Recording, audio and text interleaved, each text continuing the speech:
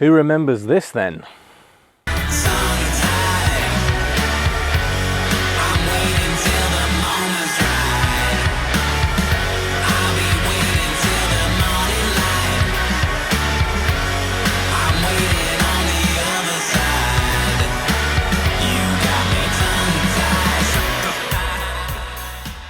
Some of you might know what this exact bike is. Some of you might know where it came from, but if you didn't, this bike has got a little bit of a story to it. I've been feeling really nostalgic for a long time now, and I've been slowly just like going back in my past and sort of trying to get back into things that I used to be into, like fixed gears, playing RuneScape, just really strange things that give me that sort of sense of nostalgia, and it's sort of like becoming my happy place.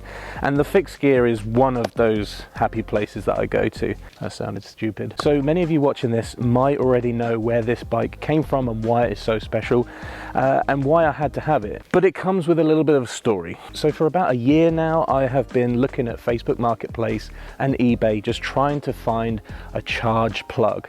Now, I used to have one of these. Well, many of us in our little group had the charge plug. So back in the day when the fixed gears were all the rage, it's the same with the fidget spinner. They come and they go. But I've always loved the fixed gear. Looky here. 1 charge, 2 charge, 3 charge, 4 charge, and Joe. Now, back in the day, you would have had, you know, the Create bike, the no logo. These were complete bikes that you could buy that were really, really cheap. We're talking like £150 for a complete fixed gear bike, and they had all the different colors.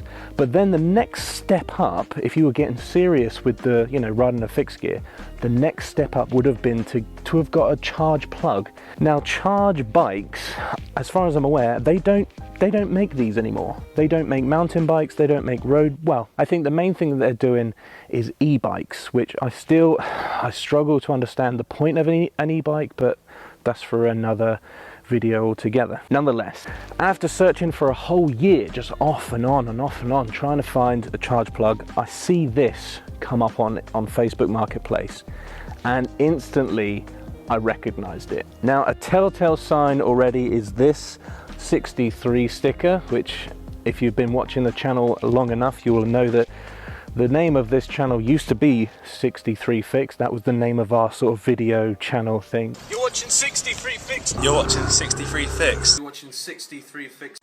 Yeah, this for real. You're watching 63 Fixed TV.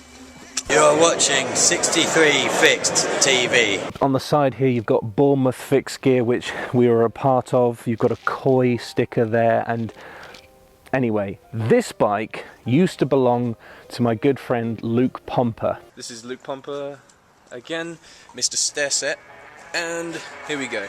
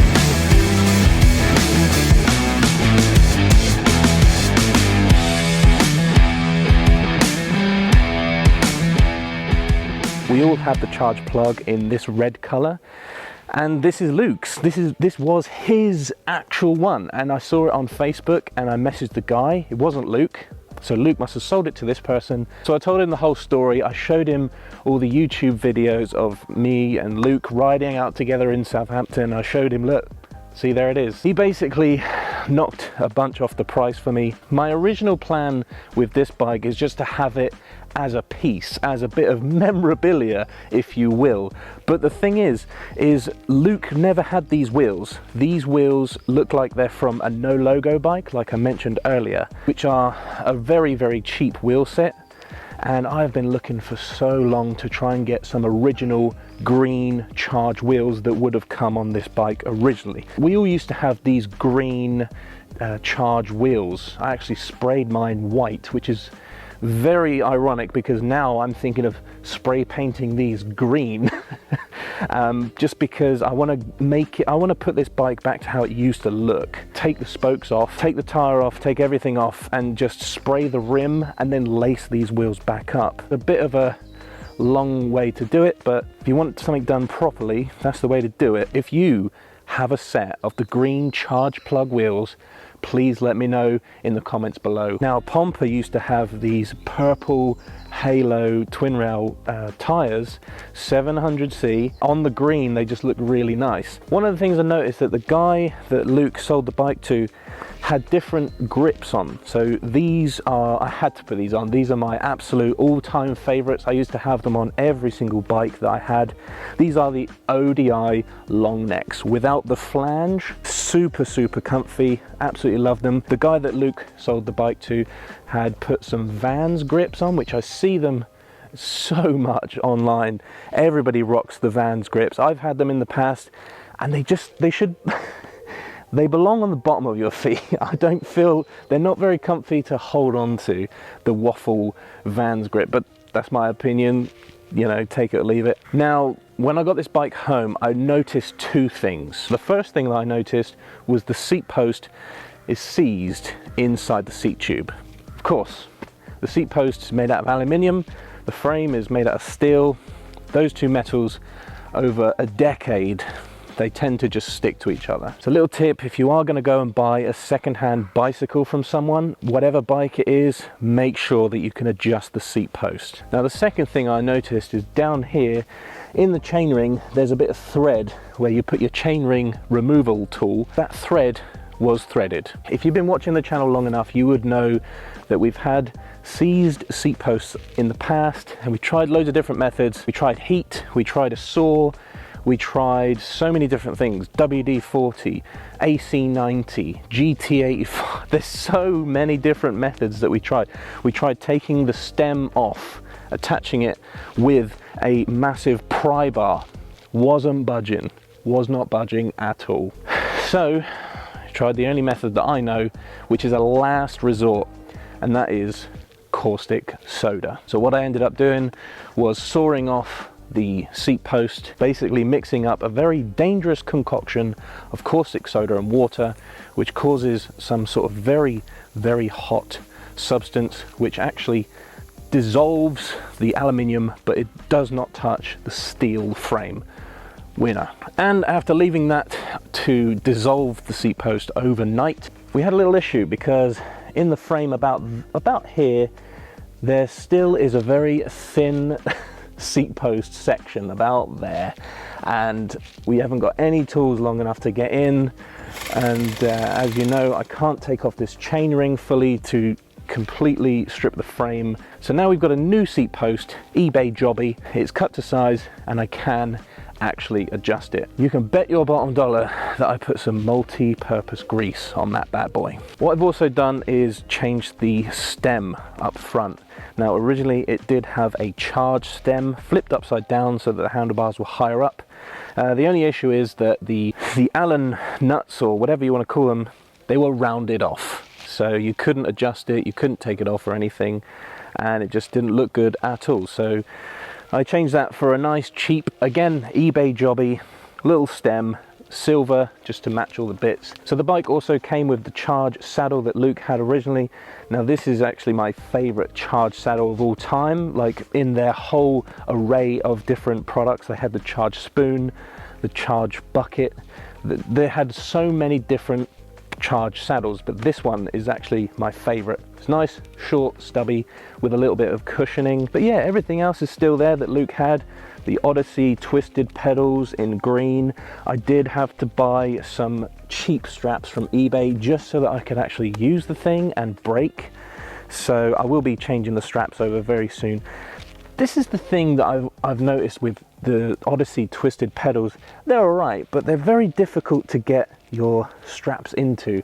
You want a pedal that's like wide enough to slip in the straps. Got the 42 tooth chain ring there as standard on the charge plugs. As for bar spin clearance, was always an issue back in the day, as you can see, but this bike won't be used for doing any tricks. Up the front, we've still got the Chris King headset. Now, because of the caustic soda incident, the logo has actually come off of the headset, which we won't go into, but it happened. Get over it. I want you to let me know in the comments below, should I spray the wheels green or keep them white? Remember, my whole thing is I want to make this look like Pompa had it way back in the day. So I'm going to be looking for either some charge green charge plug rims, or I'm going to spray them green myself. The other thing I'm looking for, which I don't think you can get anymore, sadly, is the Halo twin rail tires in purple. I'm looking online, but I just can't see any. If you find some Halo twin rail tires 700C in purple, please let me know, because I really do want a set. I think charge bikes started in like 2004, and I think the charge plug was released sort of 2006. And like I said, charge were back in the day, they did mountain bikes and road bikes, city bikes. But I think now their main focus is e-bikes, and they don't sell anything like this anymore, which is really sad. But nonetheless, essentially, I've got this bike for nostalgic purposes, really.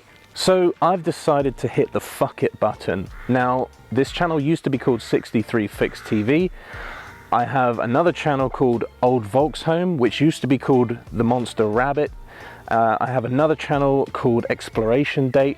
I have another channel called Dan Lock Photography, and I'm sick of it, okay? I don't want to have all these multiple channels for multiple different things and interests that I'm into. I just want to have one channel where I can combine all my hobbies, adventures, and everything all in one place. This channel is about to become almost like a diary of my life, and what you can expect to see are fixed gear videos, truck videos. You can expect to see me and my partner going traveling across the world, and I'd love to put all that stuff here on the channel, just not for the numbers, not for any money, not for any financial gain, but just to leave something behind. Have somewhere to put all my memories and somewhere for me to have a creative outlet.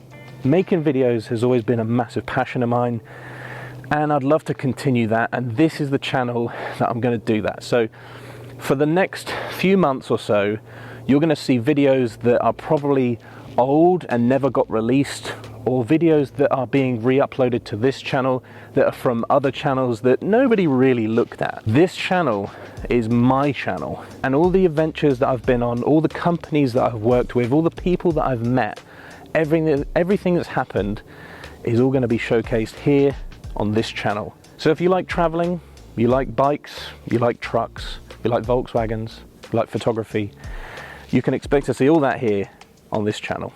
I appreciate you guys for being here on this weird journey that I'm on. Thank you so much for subscribing. Thank you for watching today's video. If you have any opinion on this bike and what I should do with it, let me know in the comments. Should I leave it alone?